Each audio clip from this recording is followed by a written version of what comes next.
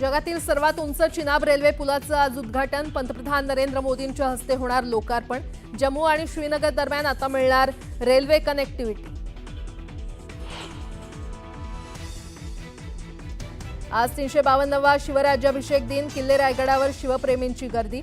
रायगडावर विविध कार्यक्रमांचं आयोजन।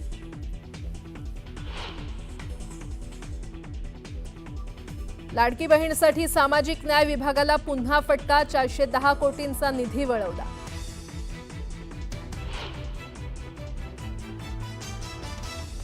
ठाकरे बंधू एकत्र येण्याची चर्चा सुरू असतानाच नाशिकमध्ये शिवसैनिक आणि मनसैनिकांचं मनोमिलन।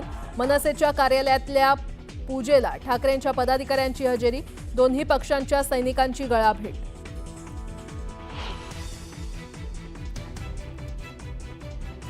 मुंबईतील गोरेगावच्या गोकुळधाम सोसायटीमध्ये ईद निमित्त जनावरांच्या कत्तलीला स्थानिकांचा विरोध। विरोधानंतर कत्तलीची दिलेली परवानगी बीएमसीनं केली रद्द।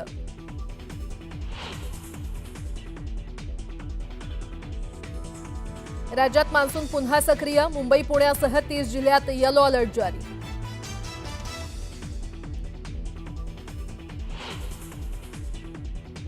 राफेल जेटचा संपूर्ण ढाचा आता भारतातच तयार होणार। दसॉल्ट एव्हिएशन आणि TASL मध्ये महत्त्वाचे करार।